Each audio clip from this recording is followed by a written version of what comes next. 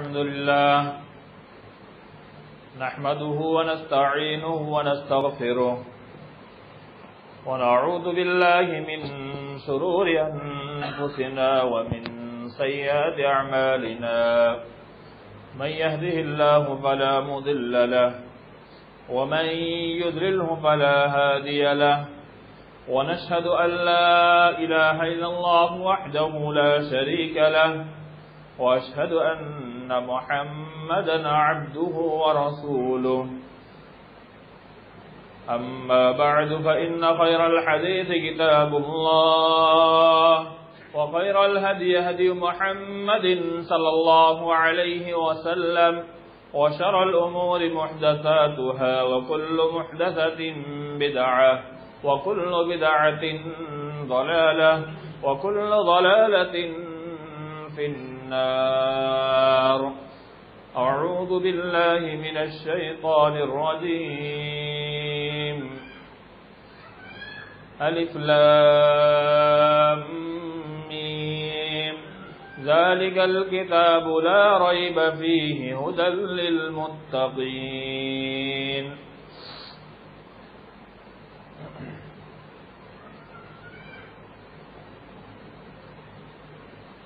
وقال الله تعالى في موضع آخر بسم الله الرحمن الرحيم قاف والقرآن المجيد.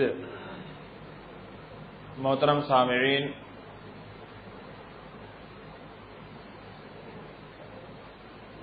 و خواتین حضرات، اللہ رب العالمین نے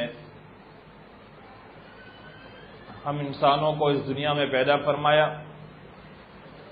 ہمیں پیدا فرما کر اللہ رب العالمین نے ویسے ہی نہیں چھوڑ دیا، بلکہ ساتھ ہی ساتھ میں اللہ رب العالمین نے ہمیں قرآن مجید جیسی ایک عظیم کتاب عطا کی.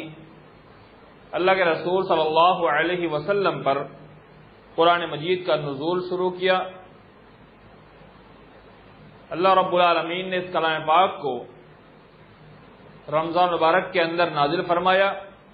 اللہ تعالیٰ خود فرماتا ہے شہر رمضان الذی انزل فیہ القرآن ھدی للناس. شہر رمضان الذی انزل فیہ القرآن، کہ رمضان کا مہینہ جس میں قرآن مجید نازل کیا گیا.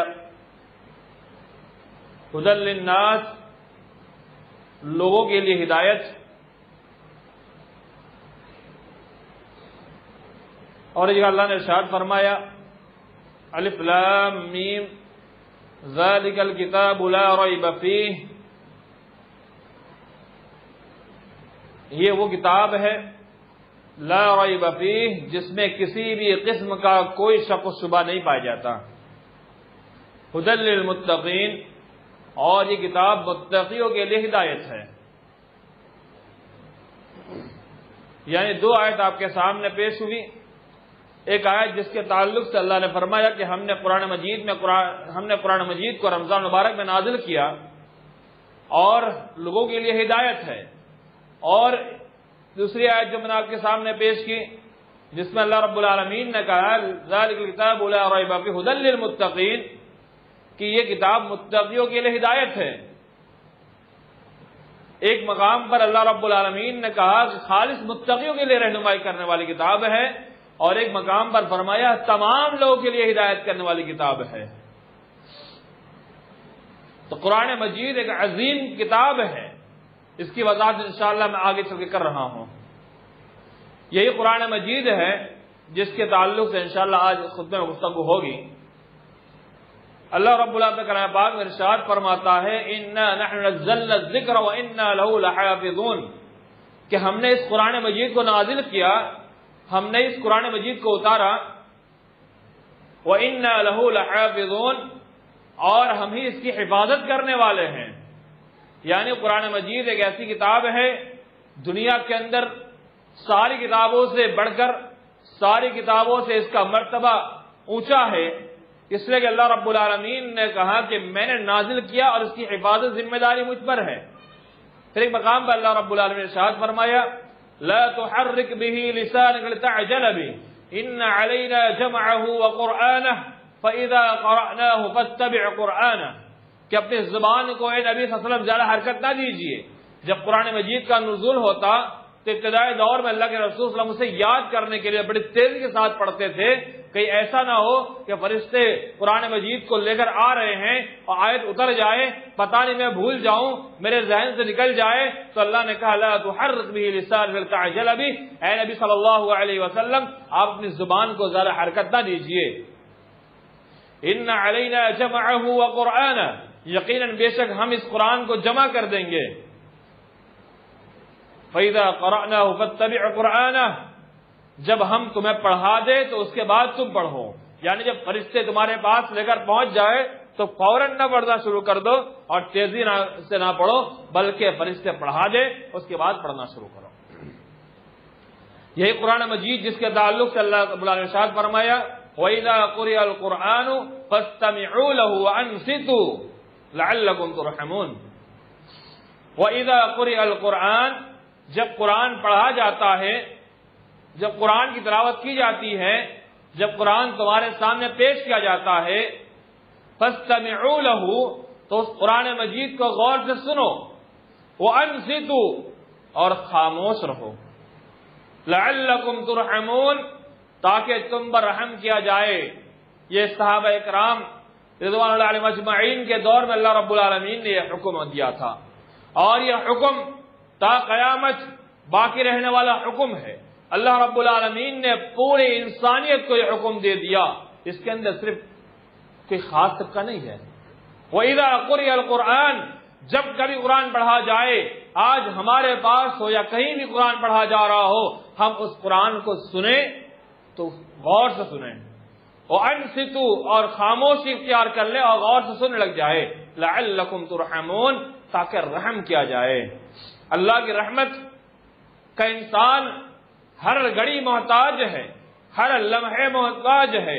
اللہ کی رحمت کا اس دنیا بھی انسان محتاج ہے، اور اس دنیا کے بعد آنے والی زندگی جسے اخروی زندگی کہا جاتا ہے، وہاں بھی انسان اللہ کی رحمت کا پل پل محتاج ہے۔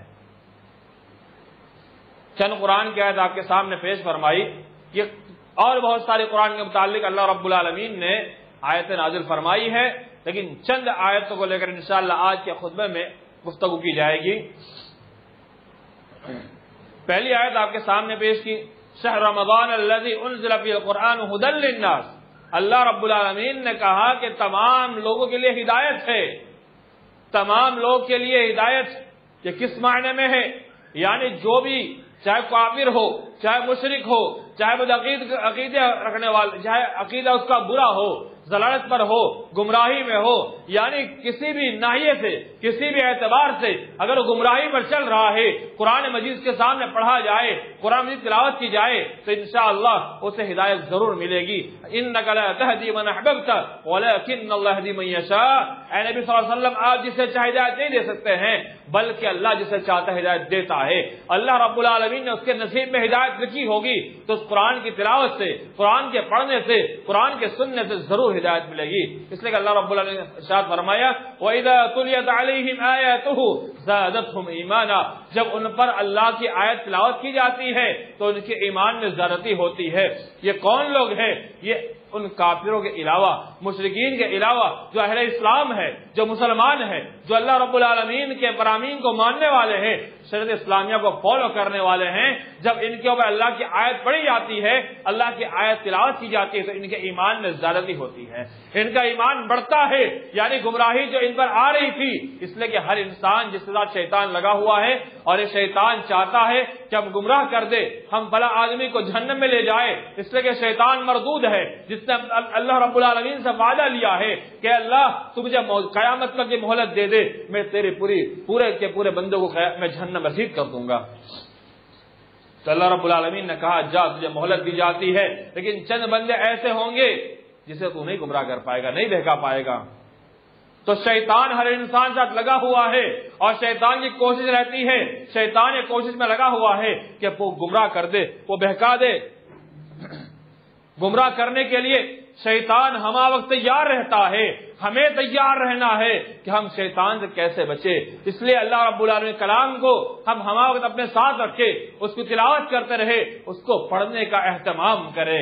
ہم اسے پڑھنے کا اہتمام کریں گے تو ہمارے ایمان میں زیادتی ہوگی۔ آج اہل اسلام کا معاملہ دیکھ لیجئے، اتنے گناہ، اتنی برائیاں، اتنی بدکاری آج مسلمانوں کے اندر عام ہو چکی ہے۔ سارے مسلمان نہیں لگے، اللہ جن کی حفاظت کرتا ہے وہ بچ جاتے ہیں۔ اکثر مسلمانوں کو دیکھیے زنا ملوث ہے، جبکہ اللہ نے قرآن مجید میں ارشاد فرمایا وَلَا تَقْرَبُوا الزِّنَا إِنَّهُ كَانَ فَاحِشَةً وَسَاءَ سَبِيلًا، زنا کے قریب بھی نہ جاؤ، زنا انتہائی فاحش کام ہے، وَسَاءَ سَبِيلًا، اور یہ برا راستہ بھی ہے۔ قرآن کہتا ہے زنا کے قریب بھی نہ جاؤ، زنا کرنا دور کی بات ہے۔ لیکن آج مسلمان کو غور کیجئے، دیکھیے جتنی تعداد مسلمانوں کی زنا پائی جاتی ہے، یہ ہمارے لیے افسوس کا مقام نہیں ہے تو اور کیا ہے۔ اگر یہ آیت تلاوت کرے مسلمان تو ضرور زنا سے محفوظ رہے گا۔ آج ہماری مائیں بہنوں کا معاملہ دیکھیے، آج یہ پردگی عام ہو چکی ہے۔ قرآن کہتا ہے وَقَرْنَ فِي بُيُوتِكُنَّ وَلَا تَبَرَّجْنَ تَبَرُّجَ الْجَاهِلِيَّةِ الْأُولَىٰ وَقَرْنَ فِي بُيُوتِكُنَّ، اپنے گھر کو عورتیں لازم پکڑے رکھے اور زمانہ جاہلیت کی عورتوں کی طرح باہر نہ گھومتی پھرے۔ اور اللہ نے ارشاد فرمایا یا ایھا النبی قل لازواجک وبناتک ونساء المؤمنین یدنین علیہن من جلابیبہن ذلک ادنی ان یعرفن ولا یؤذین۔ اے نبی صلی اللہ علیہ وسلم آپ کہہ دیجئے قل لازواجک، اپنی عورتوں سے، امہات المؤمنین سے کہا مخاطب ہے، وبناتک، آپ اپنی بیٹیوں سے بھی کہہ دیجئے، ونساء المؤمنین، اور مومنہ جتنی بھی عورتیں ہیں تمام کی تمام عورتوں سے میرا حکم دے دیجئے، یہ میرا پیغام پہنچا دیجئے۔ یدنین علیہن من جلابیبہن، جب کبھی گھر سے باہر نکلنا ہو تو جن سے پردہ کرنا ہے ان ساروں کے سارے لوگوں سے پردہ کرے۔ اور جلباب کہتے ہیں چادر کو اپنے سر سے لے کر پیر تک ڈالنے کا نام جلباب ہے، یعنی چادر کی ڈال کر کے آج کے ماڈرن دور کے اندر جو برقعے چلے آ رہے ہیں، ان برقعے کے اندر سر سے پیر تک ڈھکنے کی چیز ہے تو اس کے اندر کیسے برقعے پہنے جائے، تھوڑے ڈھیلے ہو۔ آج کی عورتیں جو برقعے پہنتی ہیں، آج چست اتنا برقع ہوتا ہے کہ اس کے جسم کے ایک ایک اعضا نظر آتا ہے، ایک ایک چیز نظر آتی ہے۔ ایسے برقعے یہ ہمارے لیے لعنت ہے، ایسے برقعے ہمیں فحاشی پر ابھارتے ہیں۔ آج معاشرے میں زناکاری عام ہو رہی ہے۔ اس زناکاری کا سبب کیا ہے؟ اس زناکاری کی اہم وجہ کیا ہے؟ اس زناکاری کے پیچھے راز کیا ہے؟ اس زناکاری کے پیچھے راز یہی ہماری آج مائیں بہنیں بغیر پردہ گھر سے باہر نکلتی ہے اور بغیر پردہ کے نکل کر کے اپنی نمائش کرتی ہے، اور پردے بھی اگر اڑتی ہے تو ایسے پردے پہنتی ہے کہ سامنے والا مرد وہ اپنے خواہشات پر، اپنے جذبات پر کنٹرول نہ کر کے وہ کنٹرول سے باہر ہو کر زنا کے معاملات ہو جاتے ہیں۔ اس لیے اسلام نے کہا یدنین علیہن من جلابیبہن کہ اپنے اوپر پردہ ڈال لے۔ وجہ کیا ہے؟ اس کا فائدہ کیا ہوگا؟ یہ بھی اسلام نے بتلا دیا، قرآن نے بھی بتلا دیا، اللہ کے رسول صلی اللہ علیہ وسلم کے زبانی اللہ نے کہلوا دیا یدنین علیہن من جلابیبہن ذلک ادنی ان یعرفن فلا یؤذین، وہ پہچان لی جائے گی یہ نیک بخت عورت ہے، یہ فاحشہ عورت نہیں ہے، یہ بری عورت نہیں ہے۔ آج ہمارے معاشرے کے اندر ہوتا کیا ہے، جب تک عورت بگڑتی نہیں ہے تب تک اسے پردہ نہیں کرایا جاتا، جب بگڑ جاتی ہے تب اسے پردہ کرایا جاتا ہے تاکہ یہ عورت بچ جائے۔ اسلام کہتا ہے کہ پردہ کرنے والی عورت پہچان لی جائے گی کہ اچھی عورت ہے۔ تلاوت ہماری عورتیں کرے گی تو ضرور اس کا فائدہ ہوگا۔ قرآن مجید کے اندر اللہ رب العالمین نے ظلم سے روکا، ان اللہ یأمر بالعدل والفحشاء والمنکر والبغی۔ اللہ رب العالمین نے یقیناً اللہ رب العالمین حکم دیتا ہے بالعدل، عدل کا، والاحسان، احسان کا، وایتاء ذی القربى، اور قرابت داروں کے اس کے حکم دینے کا، وینہی عن الفحشاء والمنکر والبغی، اور اسلام روکتا ہے فحش کام سے، منکرات سے، والبغی، ظلم سے روکتا ہے۔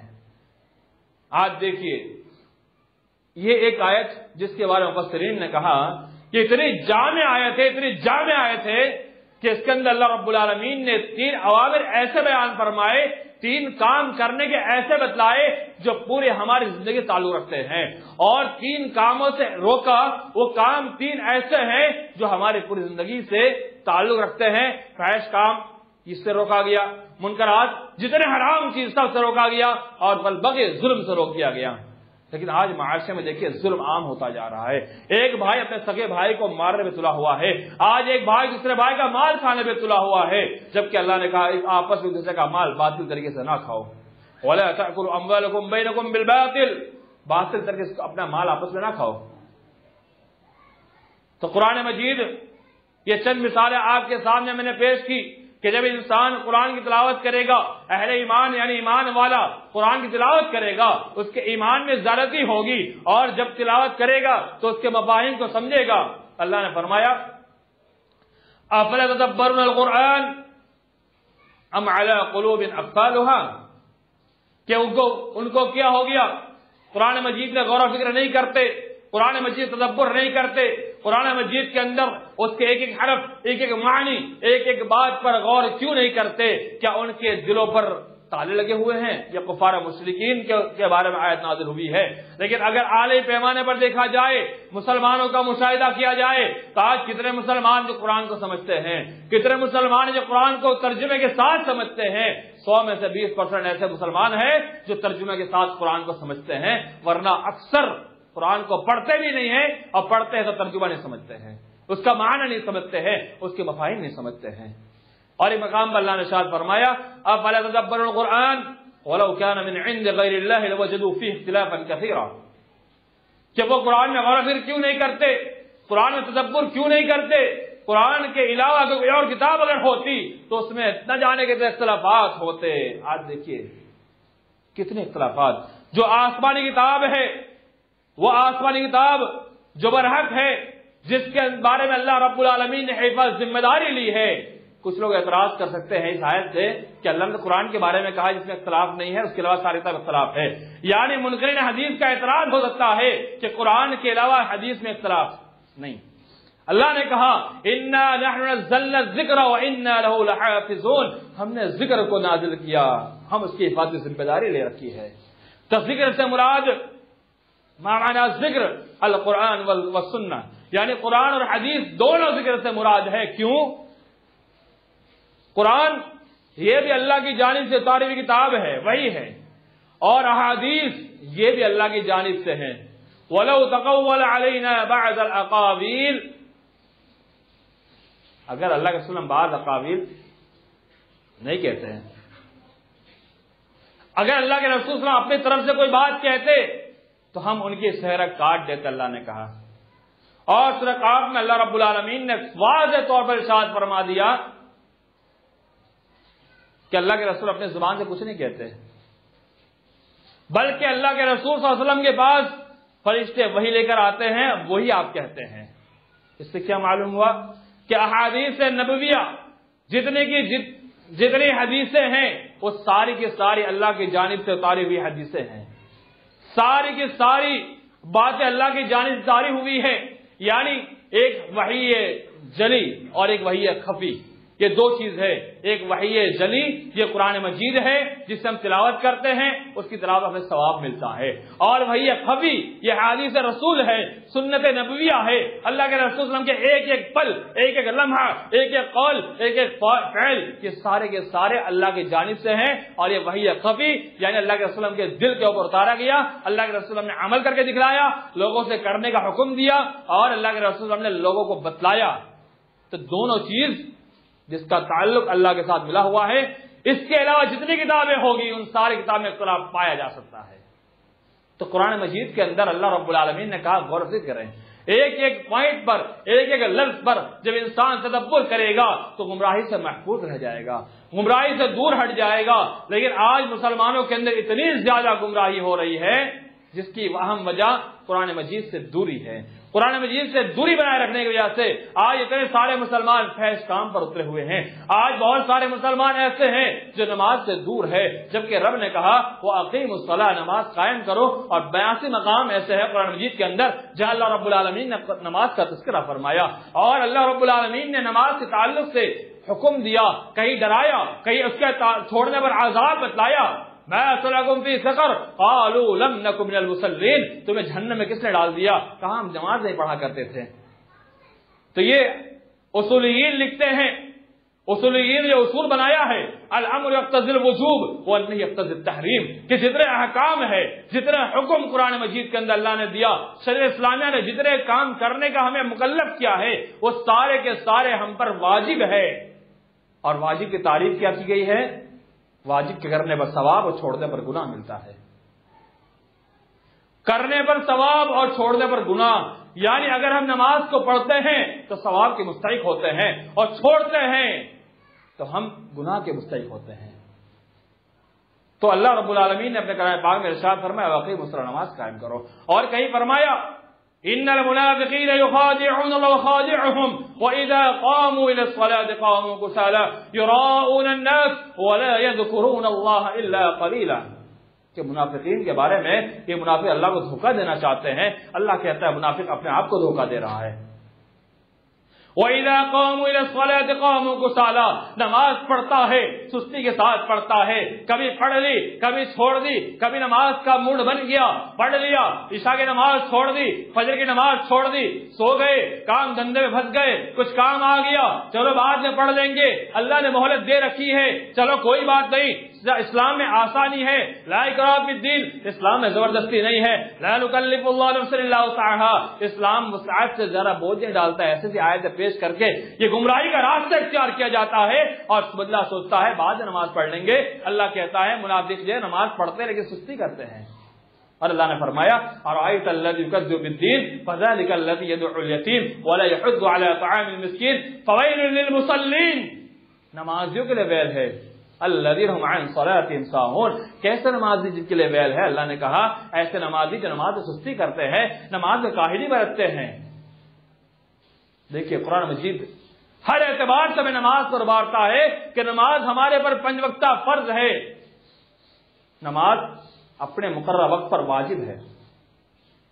ان الصلاۃ کانت علی المؤمنین کتابا موقوتا، کہ نماز کو اللہ رب العزت اس کے وقت پر فرض کیا ہے. اب اگر ہم یہ کہتے ہیں لا اکراہ فی الدین، دین میں زبردستی نہیں ہے، کیا یہ ہمارے لیے ہے؟ نہیں، یہ کفار کے لیے ہے.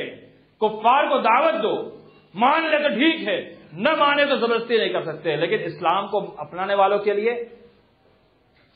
لا نکلف اللہ نفسا الا وسعہا، یہ دلیل دی جاتی ہے کہ وسعت سے زیادہ اللہ ہم کو مکلف نہیں کرتا. ہم فجر میں نہیں اٹھ پائیں گے اللہ معاف کر دے گا، عشاء میں نہیں جا پائیں گے اللہ معاف کر دے گا، ہمارے پاس طاقت نہیں اٹھنے کی ہم نماز چھوڑ دیتے ہیں. اے بندے سن، یہاں مکلف کا معنی آج کل لوگ تکلیف سے لیتے ہیں، مکلف کا معنی تکلیف سے لیتے ہیں، مکلف کا معنی پریشانی سے لیتے ہیں. نہیں، مکلف کا معنی اسلام کے اندر کیا ہوتا ہے آپ کو معلوم ہے؟ ذمہ داری کے معنی میں ہے. ذمہ داری، ہمیں ذمہ داری دی گئی کہ ہمیں یہاں سے نوساری لے جانا ہے کسی انسان کو، یہ ہم پر ذمہ داری عائد ہوئی، یہ سامان کسی کا پہنچانا ہے یہ ذمہ داری عائد ہوئی. تو تکلیف کا معنی ذمہ داری ہوتا ہے. جتنی کتابیں شریعت کے اصول میں لکھی گئی ہے ساری کی ساری کتاب کے اندر مکلف کرنا لکھا گیا ہے کہ اللہ تعالیٰ نے بندوں کو مکلف کیا نماز پڑھنے پر، اللہ نے بندوں کو اسلام کے حکام پر مکلف کیا. تو مکلف کے معنی ذمہ داری کے ہے، اور اللہ کہتا ہے کہ ہم کسی انسان کو اس کی طاقت سے زیادہ مکلف ذمہ داری نہیں دیتے ہیں. یعنی انسان کو اللہ نے جتنی ذمہ داری دی ہے، 5 وقت نماز، انسان کے ساتھ جو معاملات ہے، یہ جتنی ذمہ داری دی ہے انسان کی طاقت کے اندر ہے، اس سے باہر نہیں. یہ کہنا مطلب یہاں پر ہے.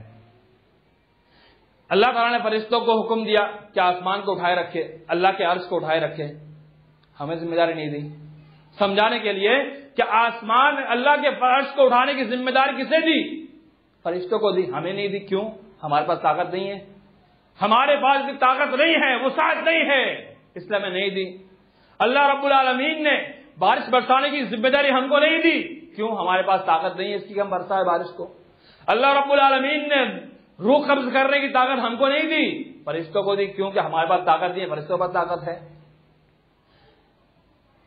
شب قدر کی رات کے اندر روح الامین کا اترنا یہ ہمیں نہیں دی ذمہ داری، ان کو ذمہ داری دی. کیوں؟ ان کے پاس طاقت ہے، ہمارے پاس طاقت نہیں ہے.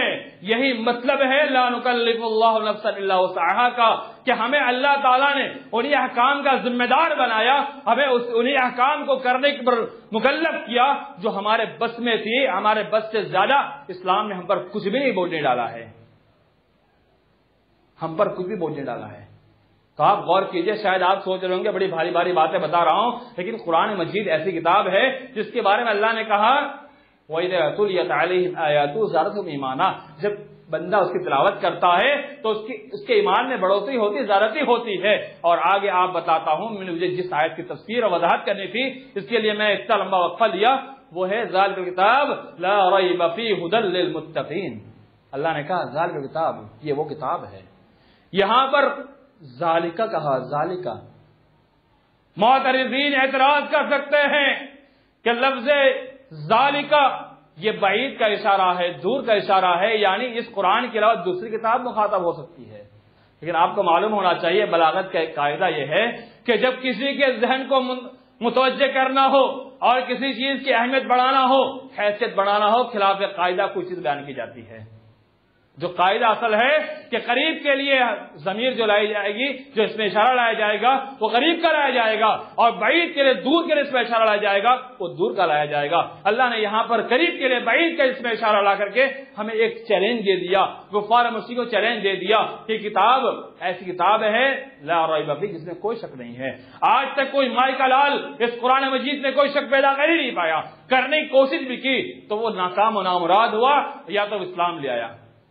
مستشرقین نے نہ جانے کتنی کتابیں ایسی لکھی قرآن مجید کے اندر اعتراض پیدا کرنے کے لیے, احادیث میں اعتراض پیدا کرنے کے لیے موسوعہ لکھا گیا, اور احادیث کی انسائکلوپیڈیا جسے کہا جاتا ہے, احادیث تلاشنے کا انسائکلوپیڈیا, قرآن مجید کی آیتوں کو حروف الفاظ سے تلاشنے کا انسائکلوپیڈیا جو تیار کیا ہے ان یہودیوں نے کیا ہے, جسے مستشرقین کہا جاتا ہے.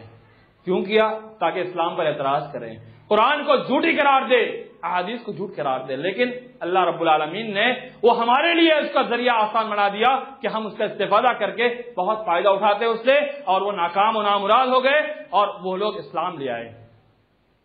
تو یہ قرآن مجید جس میں کوئی شک و شبہات نہیں ہے. ھدی للمتقین, یہ متقیوں کے لیے ہدایت ہے, متقیوں کے لیے رہنمائی کرنے والی ہے. ایک جگہ اللہ نے فرمایا لوگوں عام لوگوں کے لیے ہدایت ہے, اور ایک جگہ فرمایا متقیوں کے لیے ہدایت ہے. متقی کی ہدایت کی کیا ضرورت ہے؟ یہ اعتراض بھی تو ہو سکتا ہے نا کہ انسان متقی ہے, پرہیزگار ہے, تقوی اختیار کرنے والا ہے, اللہ کا خوف رکھنے والا ہے, اس کو کیا ضرورت ہدایت کی؟ یہ اعتراض پیدا ہو سکتا ہے نا. اس کے کئی ایک معنی مفسرین نے بیان فرمائے, جس میں سے امام بیضاوی رحمہ اللہ نے اپنے تفسیر کے اندر بڑے واضح الفاظ کے اندر فرمایا کہ ایک ہدایت کا معنی ہوتا ہے کہ رہنمائی کر دینا, ویسے رہنمائی کر دینا کوئی مجھ سے پوچھے نوسار جانے راستہ کون سا, بتلا دو, یہاں سے چلے جاؤ. اور ایک چیز یہ ہوتی ہے کوئی پوچھے کہ بھائی نوسار جانے راستہ بتلا دو تو میں اسے لے کر کے نوسار تک پہنچا دوں, نوسار تک پہنچا دوں. یہ بھی رہنمائی ہے, دونوں رہنمائی ہے. ایک راستہ بتا دو, ایک لے جا کے پہنچا دو. دونوں طریقے آج معاشرے پائے جاتے ہیں. تو جو بتلا دینا یہ عام ہدایت ہے, عام رہنمائی ہے. لے جا کر پہنچا دینا یہ خاص رہنمائی ہے. متقیوں کے لیے یہ قرآن مجید ایسی رہنمائی ہے جو جنت تک پہنچانے کی گارنٹی رہتی ہے. متقی تقوی اختیار کرتے ہوئے, اللہ کا خوف اپنے دل بٹھائے ہوئے قرآن مجید کی تلاوت کرے گا, اسے پڑھے گا, اسے سمجھے گا, سمجھ کر اللہ کا راستہ اختیار کرے گا اور جنت تک پہنچ جائے گا انشاءاللہ. اور ایک مطلب, شیطان انسان کے پیچھے لگا ہوا ہے. انسان اگر ذرہ برابر غفلت برتے تو شیطان کوئی موقع نہیں چھوڑتا. آپ کو ایسے بڑے بڑے ماہرین کے نام, آپ ایک دو نام بتلا دوں. ایک بڑی مشہور کتاب جسے بدایت المجتہد کہا جاتا ہے. دنیا کے اندر جتنی یونیورسٹیز ہے, اسلامک یونیورسٹیز, شریعہ جامعہ اسلامیہ یونیورسٹی مدینہ, یا کتنی بڑی یونیورسٹی لے لیجئے, ہندوستان کے بڑے سے بڑے اداروں کے اندر یہ کتاب پڑھائی جاتی ہے, بدایت المجتہد, آخری سال میں پڑھائی جاتی ہے. جس سے پڑھنے کے بعد انسان ایک فقاہت کو سمجھ پاتا ہے اور شریعت کے اصول کو سمجھ پاتا ہے, اور مسائل کے استنباط کا طریقہ جو ہے اسے سمجھ پاتا ہے. اس کے مصنف ابن رشد رحمہ اللہ, امام ابن رشد بڑے مشہور ہیں, بڑے فقیہ ہیں, اور ان کی فقاہت دیکھیے کہ بدایت المجتہد جسے فقہ مقارن کا درجہ ملا. وہ بھی گمراہ ہو جاتے ہیں, گمراہی میں پڑ جاتے ہیں, جب ہدایت ملتی ہے واپس لوٹ آتے ہیں. اس کے علاوہ اور بہت سارے محدثین اور شارحین کا نام آتا ہے. شرح العقیدہ الطحاویہ اس کا آخری باب جو ہے اسی تعلق سے اس کے اندر بیان کیا گیا ہے کہ بہت سارے ایسے نامور علماء کرام جنہوں نے گمراہی کی راہ اختیار کر لی تھی. یہ کیسے ہوتا ہے؟ شیطان مردود ہے جو انسان گمراہ کر دیتا ہے، لیکن اللہ رب العالمین میں خوف انسان جب پیدا ہوتا ہے اور تلاوت قرآن کی جاتی ہے تو واپس انسان رجوع کر لیتا ہے. تو جتنے بھی محدثین اور شارحین نے گمراہی پر چلے گئے، اللہ تعالیٰ نے ہدایت دی. اللہ کی ہدایت سے، قرآن کی تلاوت سے انسان واپس وہ سارے کے سارے واپس لوٹ آئے الا ماشاء اللہ.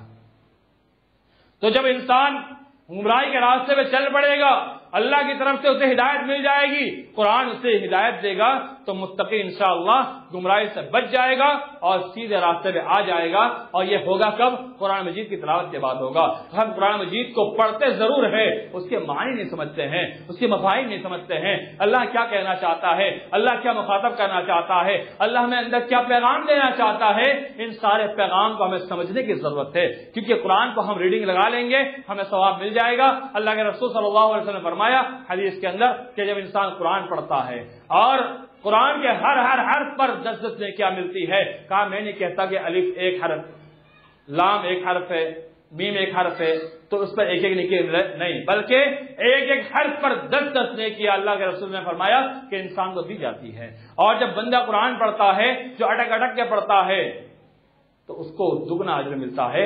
اور جو قرآن کا ماہر ہے، صاحب القرآن ہے، اس کے تعلق سے آیا کہ اسے کرام بررہ کے ساتھ موقع ملتا ہے. تو اٹک اٹک کے پڑھنے کا دگنا اجر، ایک اس کی کوشش کا اجر ملے گا. انسان کوشش کر رہا ہے پڑھنے کی، نہیں آ رہا ہے کوشش کر رہا ہے، اس کا اجر اور قرآن پڑھنے کا اجر ڈبل اجر. اور اللہ کے رسول نے حدیث میں فرمایا اقرأ وارتقی، قرآن پڑھتا جا، جنت کی منزلیں طے کرتا جا. صاحب قرآن کے لیے ہے. لوگ حفاظ کرام مخاطب لیتے ہیں، لیکن اس سے مراد وہ لوگ ہیں جنہوں نے قرآن کی تلاوت کی، قرآن کو خود سے بھی یاد کیا. جتنا بھی انسان کو یاد ہوگا، اقرأ وارتقی، قرآن کو پڑھتا جا، جنت کی منزلیں پار کرتا جا. حدیث کے الفاظ ہے جتنے الفاظ یاد ہوں گے، جتنی آیت یاد ہوگی، جتنا قرآن یاد ہوگا، انسان جنت کی منزلیں طے کرتا جائے گا. اور قرآن کو ہمیں زیادہ سے زیادہ یاد کرنے کا اہتمام کرنا چاہیے. عمر کتنی بھی ہو جائے، قرآن یاد کرنے کوئی عمر نہیں ہوتی ہے. لوگ کہتے ہیں چھوٹا میں یاد ہو جاتا ہے، بڑے میں یاد نہیں ہوتا. یہ سب بکواسات ہیں، خیالات ہے، وہم ہے. قرآن یاد کرنے کوئی عمر نہیں ہے. صحابہ کرام کا دور دیکھیے، بوڑھے بوڑھے اسلام لائے، قرآن کو یاد کیا. جوان اسلام نے قرآن کو یاد کیا. ہاں یہ الگ منہج ہے کہ چھوٹے پن میں یاد جلدی ہوتا ہے اور بڑے پن کے اندر بہت سارے معاملات انسان سے لگے ہوتے ہیں. تجارت ہے، دنیا داری ہے، اس کے علاوہ گھر کے معاملات ہے، بیوی بچے ہیں، ان کا خرچ اٹھانا وغیرہ وغیرہ. یعنی انسان بہت ساری چیزوں میں گھر جاتا ہے تو یاد کم کر پاتا ہے، وقت کم دے پاتا ہے. یاد کیا ہوا ذہن سے ہو سکتا ہے چلا جائے تو اس کا کوئی مسئلہ نہیں ہے. کوشش کرنا انسان کی ذمہ داری ہے. کوشش کرنے پر انسان ضرور یاد کر لے گا. کوئی عمر قید نہیں ہے. ہم بڑے بڑے علماء کرام ابھی 50-60 سال پہلے کی بات بھی کریں تو انہوں نے بڑی بڑی عمروں میں بھی قرآن یاد کیا ہے. آج بھی یاد کرتے ہیں کرنے والے. کوئی عمر ضروری نہیں ہے کہ بچپن میں صبح سے بیٹھ جائے تب بھی قرآن یاد ہو. سگرام پورا کے مولانا عمران صاحب کو جانتے ہیں، انہوں نے تعلیمی دور میں حفظ نہیں کیا ہے، بلکہ پڑھائی کے بعد جب مکمل ان کی پڑھائی تعلیم ہو گئی تو امامت کے فرائض پر انجام دینے لگے، اس کا انہوں نے قرآن حفظ کیا ہے. تو قرآن حفظ کرنے کی کوئی عمر نہیں ہے. کبھی بھی انسان یاد کر سکتا ہے. قرآن پڑھتا رہے، یاد ہوتا جائے گا انشاءاللہ. لیکن ایک دل میں بٹھا لے کہ ہمیں یاد کر کے رہنا ہے. ایک انجینئر کے بارے میں آیا، لاک ڈاؤن میں اس نے قرآن یاد کر لیا. ایسے بہت سارے واقعات آتے رہتے ہیں. تو قرآن کو یاد کرنے کی کوشش کریں جتنا یاد ہو جائے، اور قرآن مجید کو روزانہ پڑھنے کا اہتمام کرے. ایک رکوع ہی پڑھے لیکن سمجھ کر پڑھنے کی کوشش کریں. ایک رکوع پڑھنے میں کتنا ٹائم جائے گا؟ اگر آپ سمجھ کے پڑھنے کی کوشش کریں گے تو بہت 10, 12, 15, 20 منٹ، اس سے زیادہ نہیں جا سکتا ہے. کیا آپ قرآن مجید کے لیے اتنا وقت بھی نہیں دے پائیں گے؟ آج تو موبائل پہ اتنی ساری ایپس آ چکی ہے، ان کے ذریعے بھی آپ قرآن مجید کو سمجھ سکتے ہیں، پڑھ سکتے ہیں. اگر آپ کے پاس وقت نہیں ہے، قرآن مجید ایسے ہی آپ چلاتے رہتے ہیں، ایسے آپ گھماتے رہتے ہیں انگلی کو، اسی انگلی کو 10 منٹ 15 منٹ کم گھمائیے، قرآن مجید کے اوپر آپ دھیان دیجیے. ہمارے چھوٹے چھوٹے بچے قرآن موبائل چلاتے گیم کھیلتے ہیں. آپ گیم کھیلنے کے بجائے اسے قرآن مجید پڑھوائیے. اس کے اندر آپ کو سننے کے لیے دیجیے. آج بڑے بڑے قراء جن کے قرآن مجید یوٹیوب پر اپلوڈ ہے، گوگل پر اپلوڈ ہے، سنائیے، اپنے گھر میں سنوائیے. تو قرآن مجید کی تلاوت زیادہ سے زیادہ اپنے گھر کے اندر اس کا اہتمام کرے، کیونکہ قرآن مجید رحمت کا ذریعہ ہے۔ قرآن مجید کی تلاوت سے انسان کی زندگی کے اندر سکون آتا ہے۔ اللہ نے فرمایا الذین آمنوا تطمئن قلوبهم بذکر اللہ الا بذکر اللہ تطمئن القلوب، کہ وہ لوگ جو لوگ ایمان لائے ہیں وتطمئن قلوبهم بذکر اللہ، کہ اللہ کے ذکر سے ان کے دل کو اطمینان ملتا ہے۔ الا بذکر اللہ تطمئن القلوب، خبردار آگاہ ہو جاؤ اللہ کے ذکر میں اطمینان ہے۔ تو قرآن مجید اللہ کا ذکر ہے، اس سے بڑھ کر ذکر کیا ہو سکتا ہے؟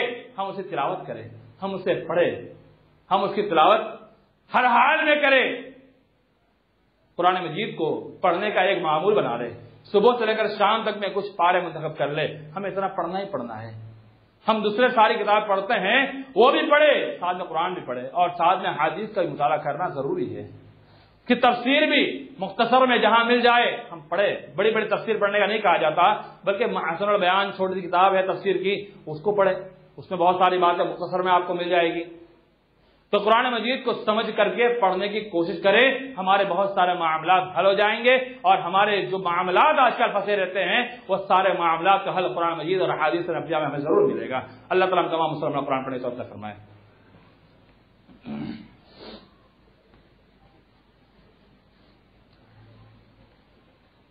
برادران اسلام، حاضرین جمعہ،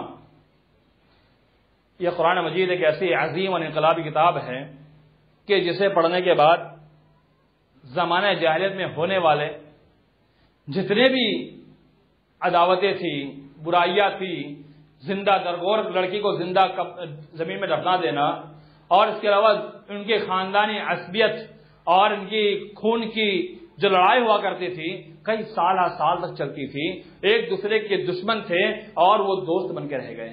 قرآن کی تلاوت سے صحابہ کرام کا فائدہ کیا ہوا؟ انہوں نے شرک کو چھوڑ دیا۔ قرآن مجید آیا، صحابہ کرام کو شراب چھوڑنے کا حکم آیا، شراب کو چھوڑ دیا۔ آج ہم گٹکا نہیں چھوڑ پاتے، اللہ اکبر، ہم بیڑی نہیں چھوڑ پاتے، سگریٹ نہیں چھوڑ پاتے، کہتے ہیں کہ نہیں عادت لگ گئی، نہیں چھوڑ پائیں گے۔ کوئی بھی ایک بات میں نے شاید کل رات میں بھی درس جنہوں نے سنا ہوگا، انہوں نے جو لائیو درس ہوتا ہے سنا ہوگا، میں نے کل بھی رات میں ایک بات کہی تھی لائیو درس کے اندر کہ ایک ہوتی عادت، ایک ہوتی فطرت، ایک ہوتی عادت، ایک ہوتی فطرت۔ فطرت نہیں بدلتی ہے، عادت بدلتی ہے۔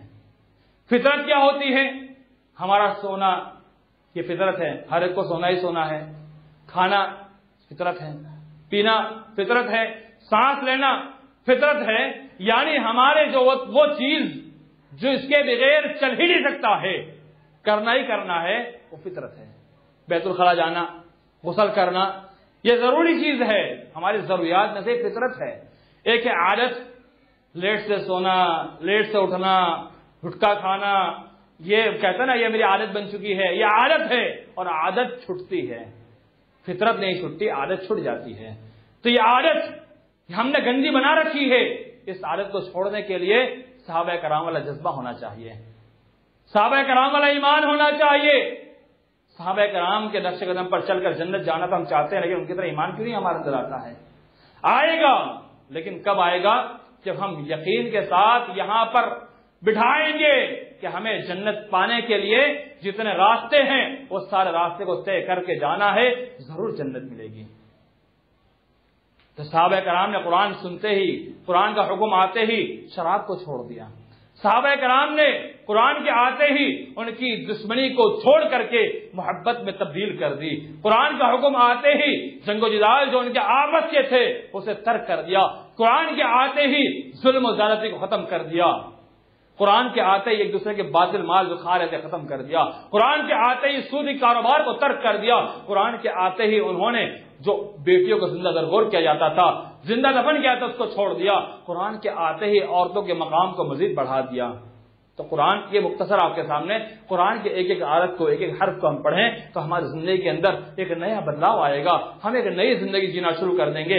آج موٹیویشن ویڈیو ہم سنتے ہیں، ہم دیکھتے ہیں، بڑے بڑے جو اسپیکر ہوتے ہیں عالم پیمانے کے، موٹیویشن ویڈیو ہم دیکھنے کی کوشش کرتے ہیں، ہمیں موٹیویشن ملے، ہمیں کچھ نیا ملے، ہمیں کوئی ایسی چیزیں ملے جس سے ہم اپنے سنسکار بنا سکے، ہم اپنے گھرانے کو سدھار سکے۔ میرے دوستو، قرآن حدیث کو مطالعہ کیجئے، اس سے بڑی موٹیویشن والی کتاب کوئی نہیں ہے، اس سے بڑھ کر کوئی پیغام ہی نہیں ہے، اس سے بڑھ کر بات کس کی ہو سکتی ہے؟ اللہ کہتا ہے، کیا کہتا ہے؟ اللہ واضح الفاظ میں کہتا ہے کہ جو اللہ کی طرف دعوت ہے اس سے بڑھ کر کسی بات ہو ہی نہیں سکتی ہے۔ ومن احسن قولا ممن دعا الی اللہ، جو اللہ کی طرف بلانے والا ہے اس سے بڑھ کر، اس سے بہتر بات کسی کو ہو ہی نہیں سکتی ہے۔ تو ہم کس کی بات کو سننے کے پیچھے پڑے ہوئے ہیں؟ اور بڑے بڑے موٹیویشن جو کفار اور مشرکین والے ہیں، جو غلط ہماری رہنمائی کرتے ہیں، غلط راہ پہ ہمیں چلاتے ہیں، ایسے موٹیویشن اسپیکر کی بات سنیں گے؟